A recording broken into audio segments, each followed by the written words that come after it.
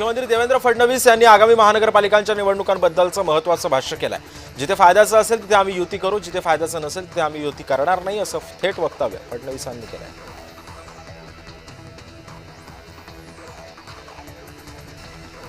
युतीबाबतच्या वक्तव्याचा चुकीचा अर्थ काढला गेलाय।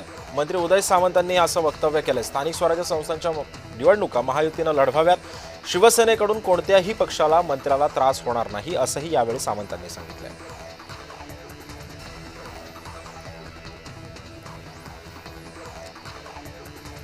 खासदार संजय राऊतांनी मोदींसह फडणवीसांवरती निशाणा साधलाय। 2029 पर्यंत नरेंद्र मोदी पंतप्रधानपदी राहतील का, हा माझा प्रश्न आहे आणि असाच सवाल आता राऊतांनी सुद्धा विचारलाय। फडणवीसांना स्वयंभू राजकारण करायचंय असं म्हणत त्यांनी फडणवीसांनाही टोला लगावला।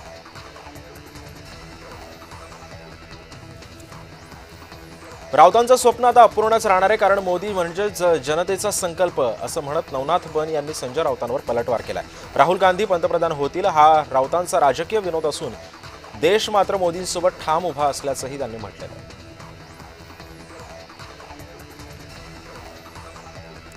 शेतकऱ्यांना मदत करा, अन्यथा निवडणुका होऊ देणार नाही, असा थेट इशारा मनोज जरांगे यांनी राज्य सरकारला दिलाय। शेतकरी संघटनेच्या नेत्यांना अंतरवाली सराटीमध्ये बोलावणार आणि मोठं आंदोलन उभारणार, असंही जरांगेंनी म्हटलं।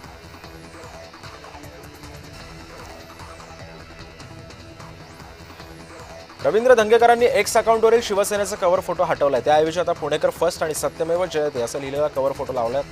तर त्यांनी आपल्या प्रोफाईलमधील शिवसेना महानगर प्रमुख पुणे ही ओळख मात्र कायम ठेवली आहे।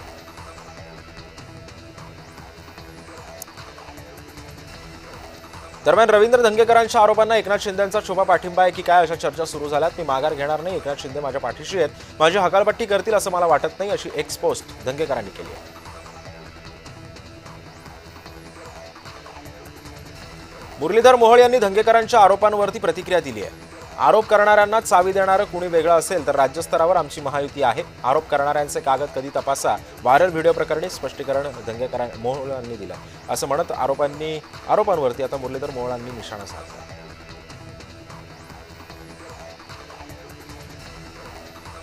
पुण्यामध्ये मोहोळ आणि धंगेकर यांच्यामध्ये व्हिडिओ वॉर सध्या सुरू आहे। मोहोळ यांचा घर विक्रीची जाहिरात करतानाचा व्हिडिओ धंगेकरांनी ट्विट केलाय, तर धंगेकरांचा कापड विक्री दुकानातला व्हिडिओ समोर आलाय। तर तरुणाच्या सांगण्यावरून मी दुकानामध्ये व्हिडिओ बनवल्याचं स्पष्टीकरण रवींद्र धंगेकरांनी दिलं। काँग्रेसच्या पाठिंब्यावर पुन्हा एकदा मुख्यमंत्रीपद मिळालं, आता परत मिळणं शक्य नाही, त्यामुळे उद्धव ठाकरेंना काँग्रेसची गरज राहिलेली नाहीये। संपलेला पक्ष ज्यांची हेटाळणी करतो तोच राज ठाकरेंचा पक्ष आता अस्तित्वापुरतीच त्यांना साथ देऊ शकतो असं वाटू लागले, अशी टीका केशव उपाध्यायांनी केली आहे।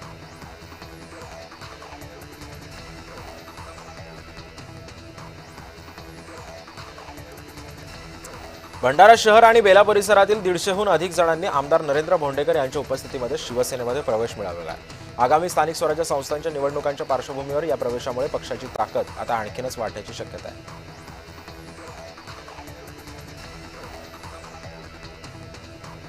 नागपूर जिल्ह्यामध्ये काँग्रेसला वगळून भाजप विरोधी आघाडी स्थापन करण्याचा प्रयत्न शरद पवार गटाकडून सध्या सुरू आहे। सेक्युलर पक्षाला एकत्रित करून येणाऱ्या निवडणुकीला सामोरं जाण्याच्या प्रयत्नामध्ये असल्याचं जिल्हाध्यक्ष प्रवीण कुंटे यांनी सांगितलं आहे।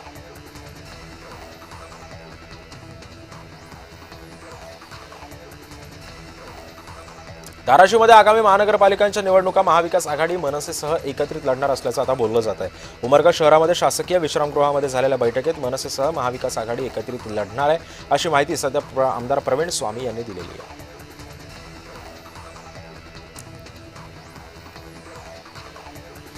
पुण्यातील नानासाहेब पेशव्यांच्या समाधीला ठाकरे गटाकडून दुग्धाभिषेक घालण्यात आला। शनिवार वाड्यामधील वादामध्ये आता शिवसेना उद्धव बाळासाहेब ठाकरे गटानं उडी घेतली आहे। वसंत मोरे आणि शहराध्यक्ष संजय मोरेंच्या माध्यमातून साफसफाई करण्यात आली।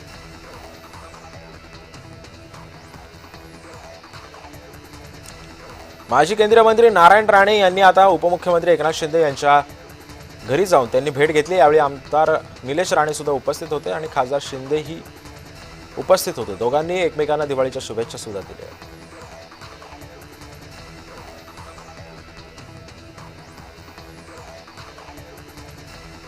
स्थानिक स्वराज्य संस्थांच्या निवडणुकीच्या अनुषंगानं राजकीय डावपेचांना आता सुरुवात झाली। नगराध्यक्ष पदाच्या उमेदवारी निवडीसाठी राजकीय पक्षाच्या हालचालींना आता वेग आला।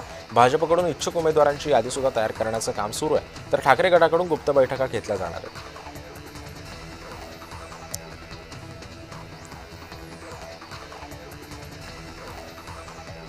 जळगावच्या पाळधी गावामध्ये स्नेहमिलन कार्यक्रमाचं आयोजन करण्यात आलं। यावेळी मंत्री गुलाबराव पाटील यांनी जुन्या मित्रांसोबत दिवाळी साजरी करत आठवणींना उजाळा दिला।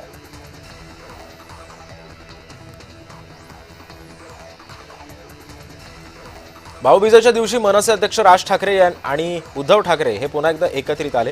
राज यांची सख्खी बहीण जयजयवंती ठाकरे देशपांडे यांच्या घरी भाऊबीज पार पडली। जयजयवंती यांनी राज ठाकरे आणि उद्धव ठाकरे यांचं औक्षण केलं, तर राज यांची मुलगी उर्वशी यांनी अमित, आदित्य आणि तेजस ठाकरे यांचं औक्षण केलं।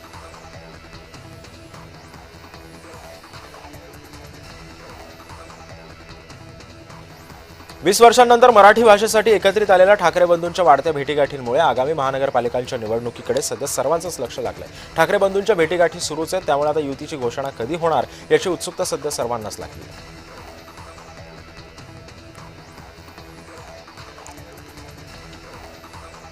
खरी दिवाळी साजरी केली। ठाकरेंच्या भगिनी जयजयवंती देशपांडेंची प्रतिक्रिया। बहिणीसाठी भाऊ काय असतो हे शब्दात सांगता येणार नाही, जयजयवंतींची माहिती।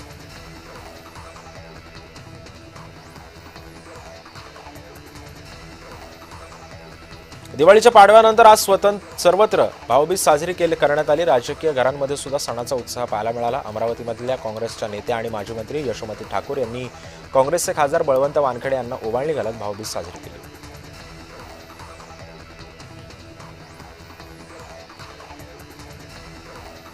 मंत्री आशिष शेलार यांनी वांद्रा परिसरामध्ये अंगणवाडी सेविका, आरोग्य सेविका आणि आशा वर्कर्ससोबत भाऊबीज साजरी केली। दरवर्षीप्रमाणे यंदाही आशिष शेलारांनी सामाजिक कार्य करणाऱ्यांसोबत भाऊबीज साजरी केली।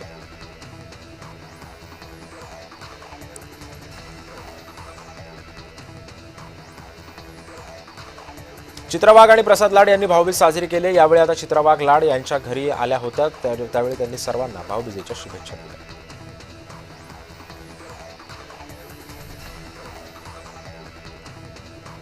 भाऊबीजेच्या सणानिमित्त मंत्री भरत गोगावले यांना मतदारसंघातील आदिवासी महिलांनी ओवाळले। यावेळी गोगावलेंनी महिलांना भेटवस्तू सुद्धा दिलेल्या आहेत।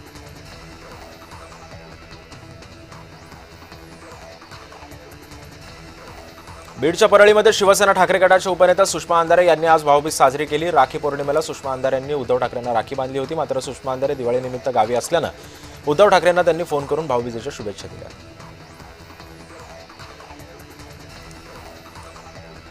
क्रीडा मंत्री माणिकराव कोकाटेंची भाऊबीज मोठ्या उत्साहात पार पडली। नाशिकच्या सिन्नर तालुक्यातील सोमाटणे या गावी सख्या चुलत मावस अशा 27 बहिणींनी कोकाटेंचं औक्षण केलं।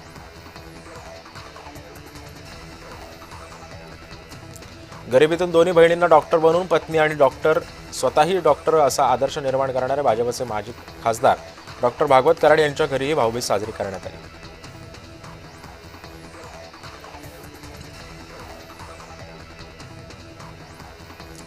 बडनेराचे आमदार रवी राणा यांनी भाऊबीजेनिमित्त चंचल शिंदे या महिलेला ई-रिक्षा भेट दिली आहे। तसंच रवी राणा यांनी ई-रिक्षा चालवली। यावेळी रवी राणा यांनी मतदारसंघातील बहिणींना भाऊबीजेच्या शुभेच्छा दिल्या।